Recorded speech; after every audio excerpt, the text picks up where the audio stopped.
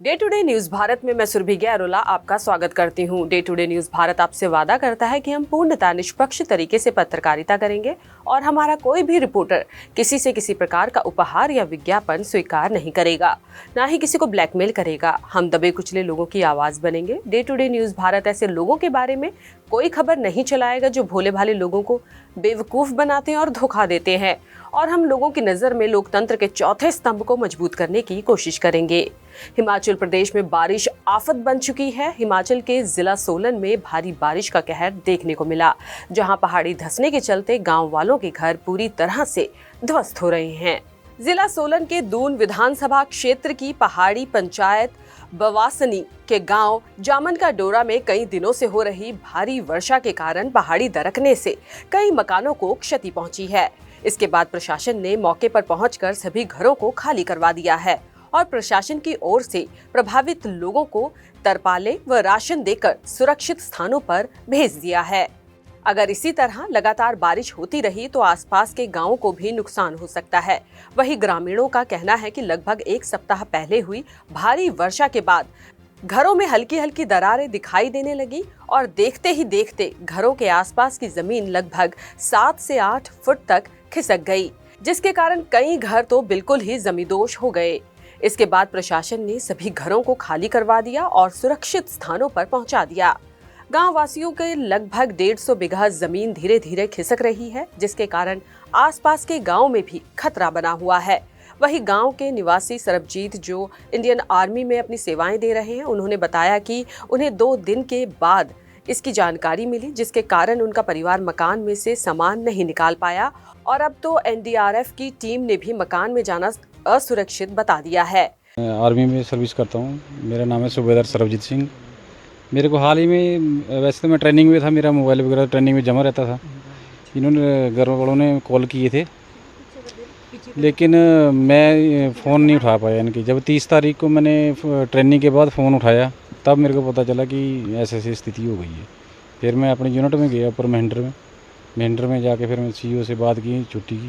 फिर वहाँ से मैं चला तो मैं कल सुबह 6 बजे मैं चंडीगढ़ पहुँचा और 10 बजे यहाँ घर में पहुँच गया।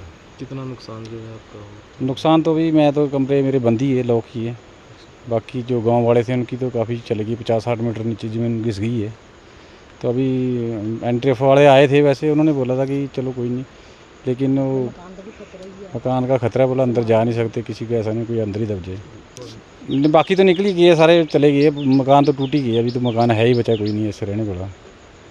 अभी तो आपने भी देख लिया, आपने आगे मुआयना कर लिए जाके। ये जो अम्बरू से पीछे मकान है एक, वहाँ जो स्लाइडिंग हुई थी, शायद हल्का सा झटका लगा होगा इस तरफ भी। वैसा 23 में कुछ नहीं ऐसा। सरकार से तो यही मांग है कि या तो पहले तो मैं तो अपना सामान निकालने की कोशिश करूँगा कि अगर मेरा जितना भी लाखों का सामान अंदर पड़ा हुआ है, फ्रिज, टीवी वगैरह सारे, कुछ ज्वेलरी भी अंदर ही है, तो मैं सोचता हूँ कि अगर सामान मेरा निकल जाए तो उसके बाद अगर मकान ही गिर गया फिर तो कुछ मिलेगा ही नहीं। फिर बाकी सरकार से तो ये है कि सुरक्षित जगह पे कहीं भी कुछ प्लाट वगैरह दिखा दें, अगर मिल जाएगी तो कोई अपना जुगाड़ बना ही सकता है। उनके लाखों रुपए का सामान घर में ही है। उन्होंने प्रशासन से मांग की है कि किसी भी तरह उनका कीमती सामान निकाला जाए। हर एक गाँव वासी का यही हाल है। गांव वासियों का कहना है कि जिस दिन से मकान ध्वस्त हुए हैं उस दिन से बच्चों का स्कूल बंद पड़ा है। अब उन्हें बच्चों के भविष्य की चिंता सता रही है। उन्होंने प्रदेश सरकार और दून के विधायक से मांग की है कि उन्हें जल्द से जल्द रहने लायक जमीन मुहैया करवाई जाए, ताकि बच्चे स्कूल जा सके और युवा अपने काम पर लौट सके। मेरे को इसमें 18 साल हो, बारिश हो रही है लगातार।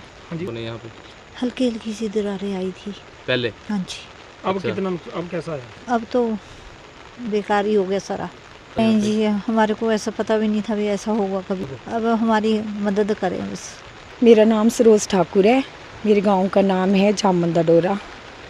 हमारे यहाँ बारिश के कारण ना स्लाइडिंग हो गई है और हमारे कई 7-8 घर है जो ग्रस्त हो गई है।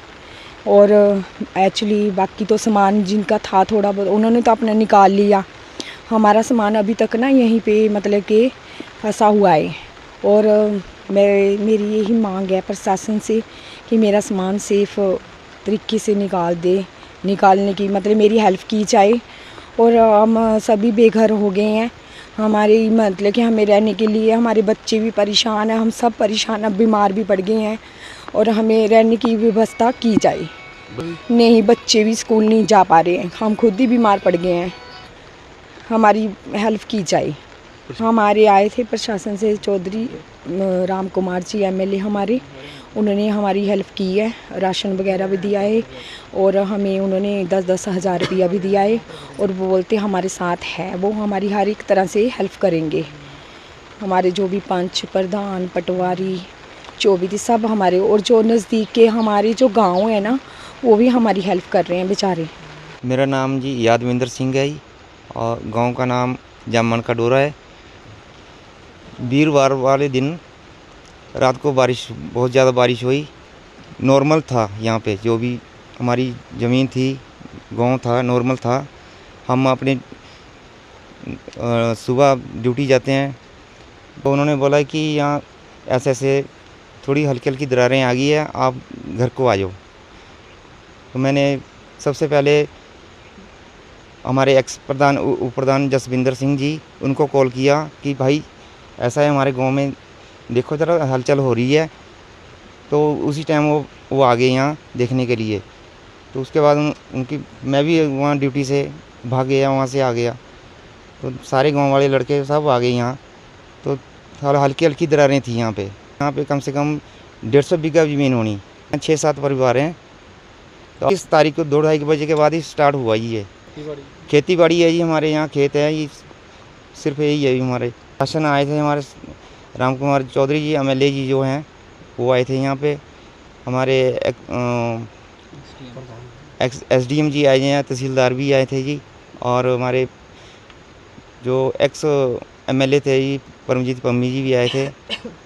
बाकी और भी पंच प्रधान जो भी हमारे प्रधान जी है, अभी तो कम से कम 70 फुट से नीचे चले गई होनी अभी तो। अभी घर खाली कर दिए सारे? अभी घर बिल्कुल खाली हो गए हैं। हमारे एक ब्रदर हैं जी, पूर्व सैनिक है जी, तो उनका घर मकान अभी डबल मंजिल के ऊपर है, जो सामान निकालने नहीं असमर्थ है, सुरक्षित ही नहीं अंदर जाना। तो प्रशासन भी आया था, ये एनडीआरएफ वाले आए थे जी, तो वो भी उन्होंने भी मना कर दिया कि सुरक्षित नहीं अंदर जाना। सरकार से यही मांग करते हैं कि हमें कहीं सुरक्षित स्थान पे हमें शरण दीजिए कहीं। फिलहाल हमारे यहाँ गुरुद्वारा है, वहाँ 2-3 घर वहाँ पे भी है, तो उनके साथ ही रह रहे हैं। Day to day news Bharat के लिए बद्दी से श्वेता भारद्वाज की रिपोर्ट। आपदा के कारण मची तबाही के चलते गांव वासी प्रशासन से गुहार लगा रहे हैं कि उनकी आजीविका पूरी तरह समाप्त हो गई है, जल्द उनके लिए मदद पहुंचाई जाए। इस खबर के बारे में आप अपनी राय हमारे साथ साझी कर सकते हैं। साथ ही चैनल को लाइक, शेयर और सब्सक्राइब करना ना भूलें।